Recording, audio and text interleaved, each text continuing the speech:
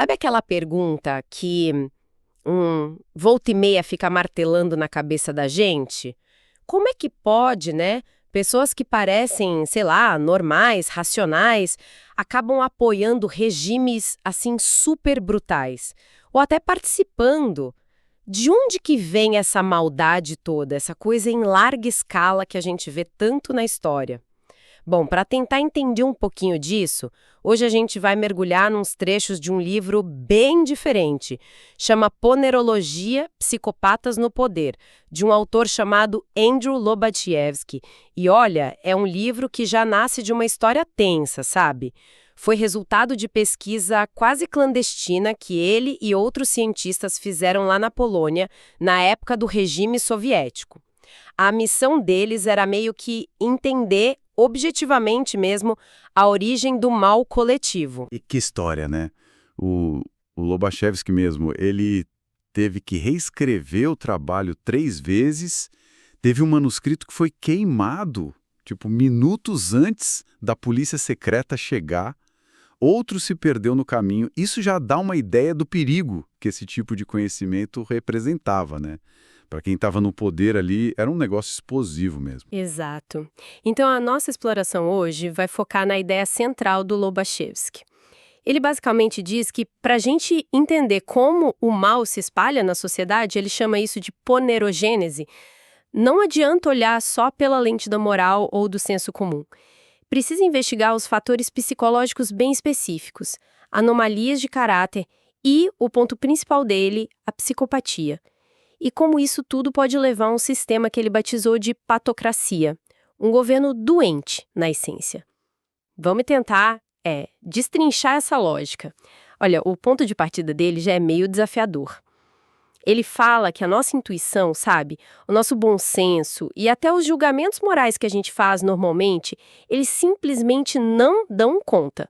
Não servem para explicar nem para combater o mal quando ele vira essa coisa gigante, social. Usar só a moral para entender isso seria, sei lá, como tentar consertar um motor de foguete só com um martelo, né? Às vezes, focar só no certo e errado pode até cegar a gente para ver as causas reais do problema. E aí que entra a tal da ponerologia que ele propõe. E veja bem, não é para ser um julgamento moral, tá? É para ser um estudo objetivo.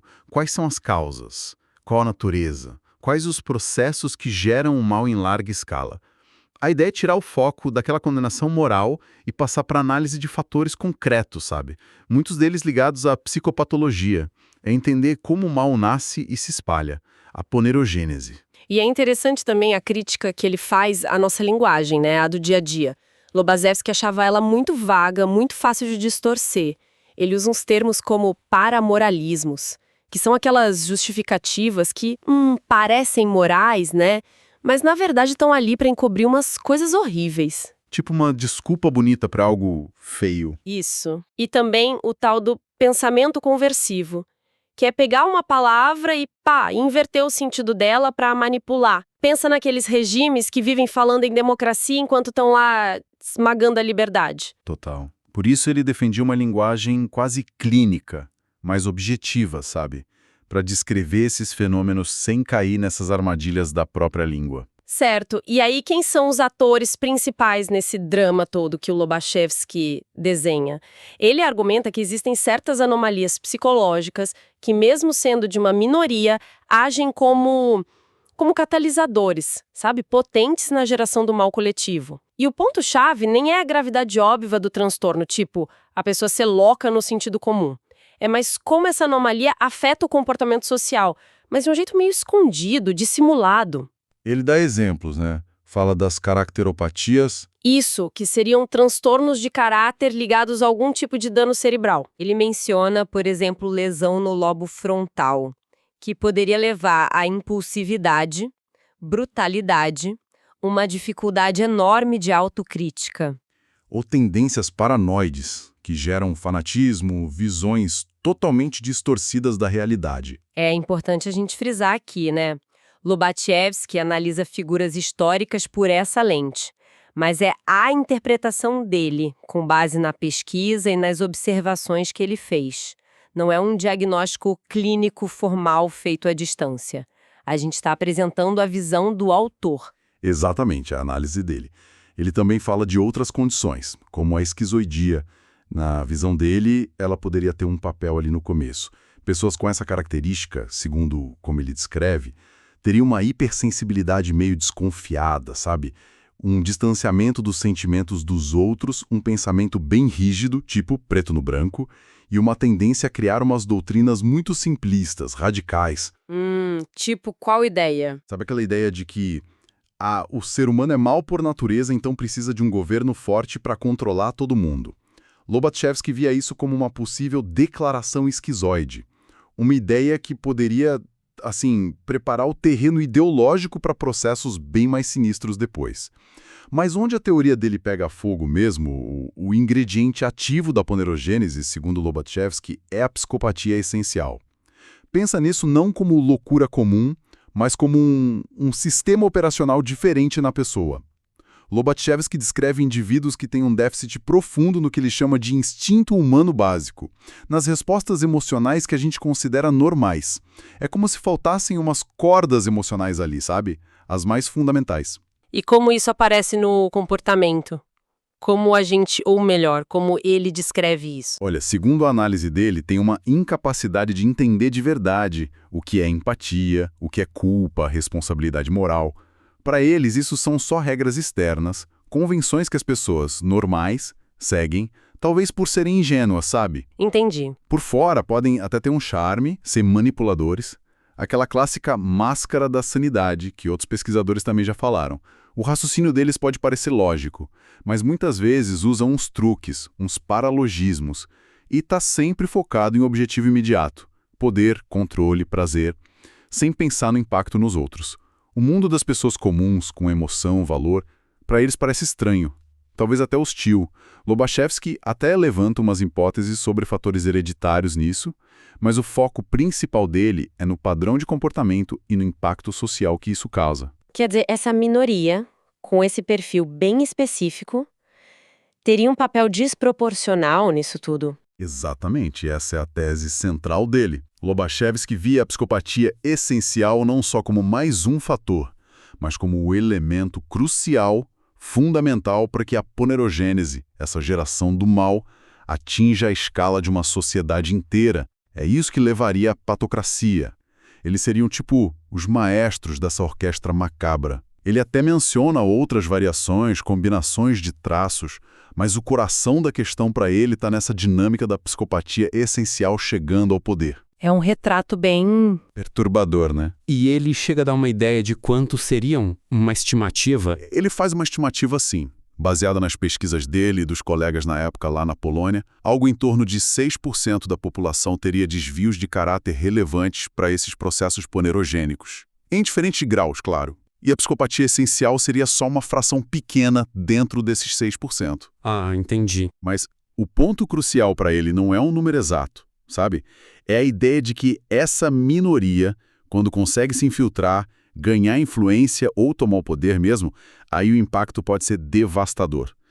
E é bom repetir, o objetivo do estudo dele não era sair rotulando ou demonizando ninguém, mas sim entender essa dinâmica objetivamente. Então a gente tem esses indivíduos, né, com perfis psicológicos bem particulares. Sim. Mas aí vem a pergunta, como é que eles, sendo uma minoria, conseguem virar o jogo? Como conseguem dominar uma sociedade inteira? Lobachevsky descreve um processo que é gradual e, olha, bem sinistro. Muitas vezes, a coisa começa com grupos formados por pessoas com outras anomalias.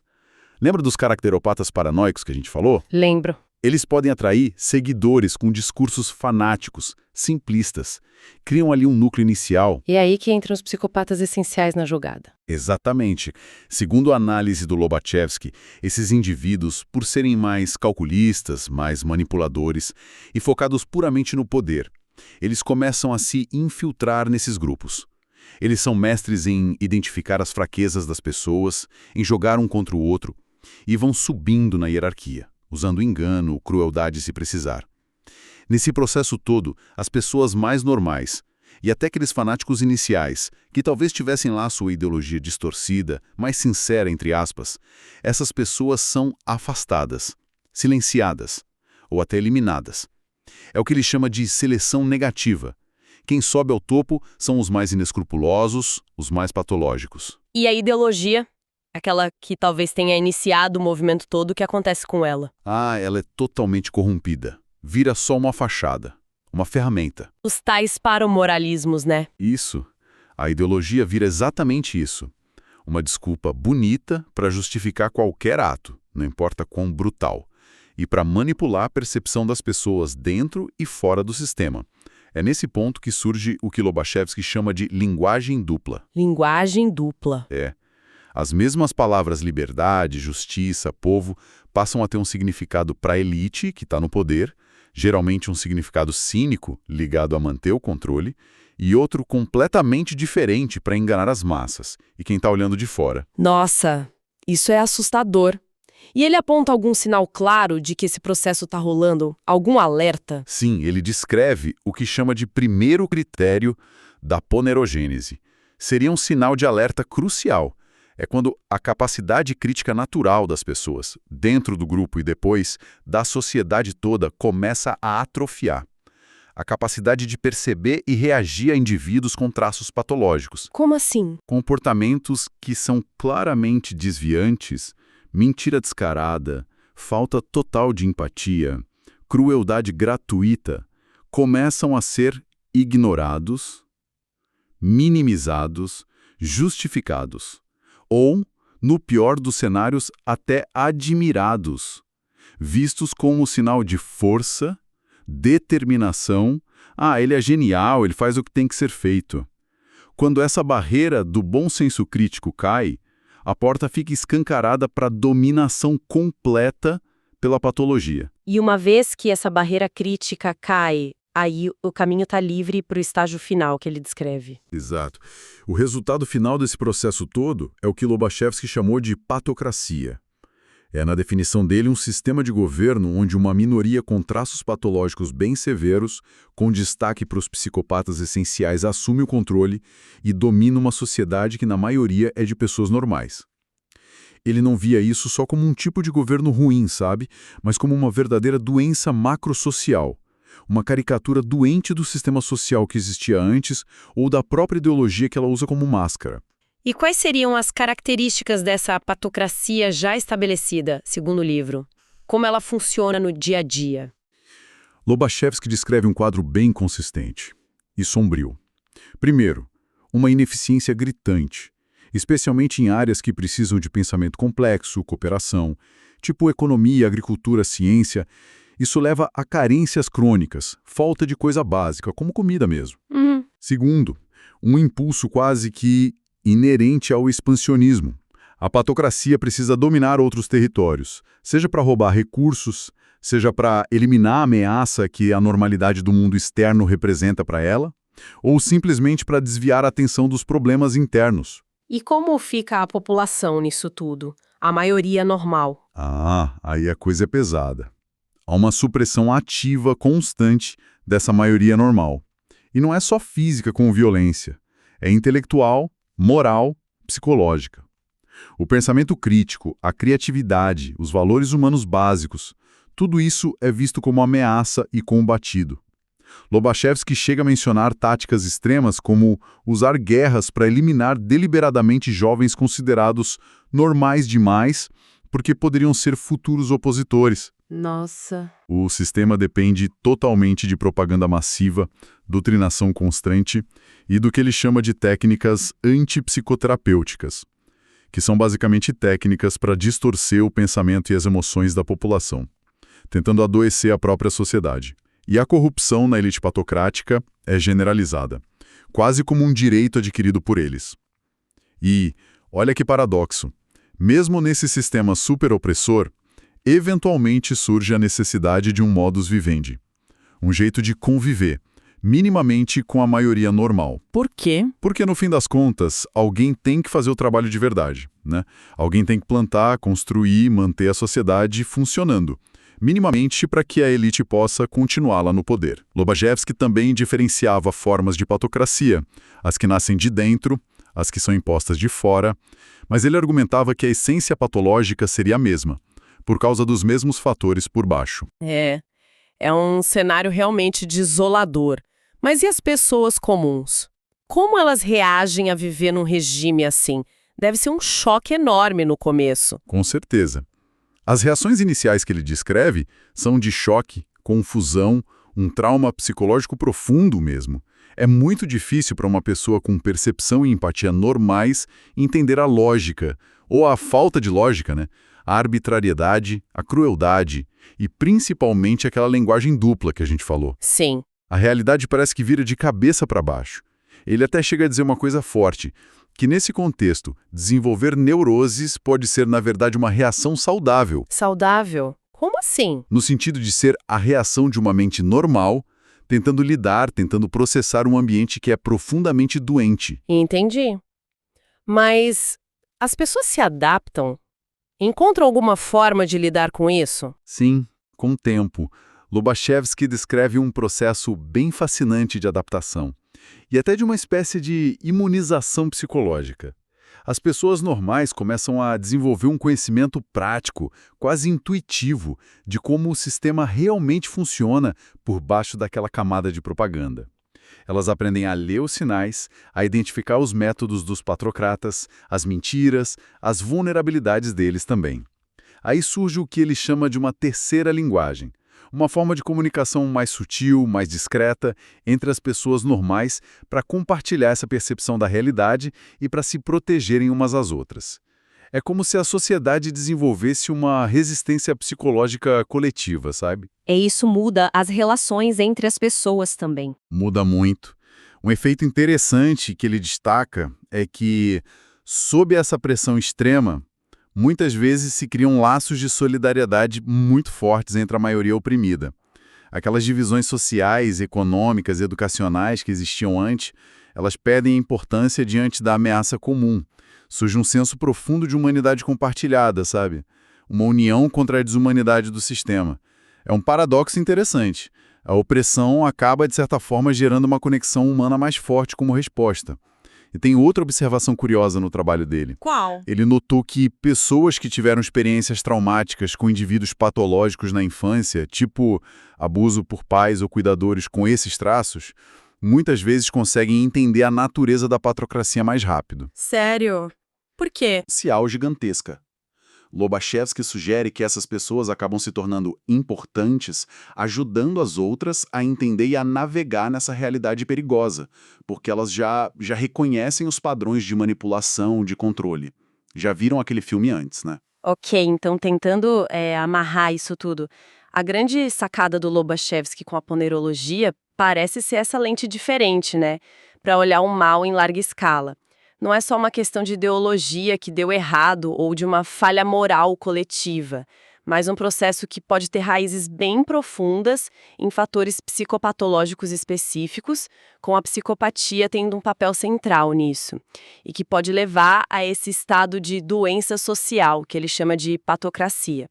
É isso. Exatamente. É bem por aí. E para o Lobachevsky ter esse conhecimento objetivo, isso não era só um exercício intelectual, acadêmico. Ele acreditava firmemente que era o primeiro passo, um passo crucial para a imunização psicológica das sociedades. Seria a base para a gente começar a pensar em formas de resistência, de prevenção que fossem mais eficazes, que fossem além da força bruta ou só da condenação moral, que ele via como insuficientes para lidar com esse tipo de fenômeno.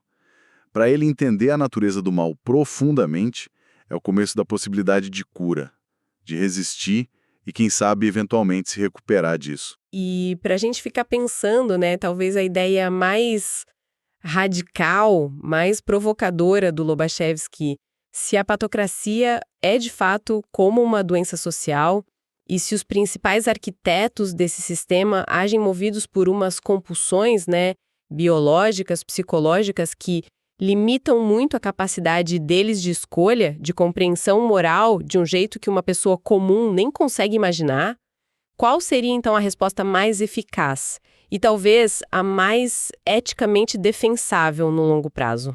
É uma pergunta difícil. Muito. Ele chega a sugerir que essa compreensão profunda, olha que paradoxo, poderia levar não a um desejo de vingança, mas a uma forma bem específica de perdão.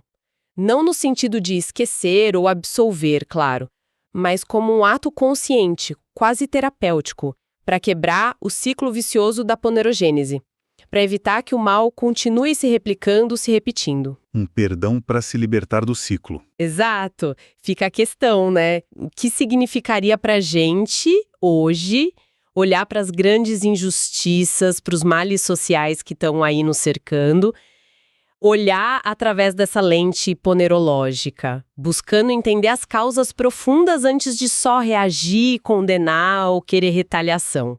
É uma provocação aí para nossa reflexão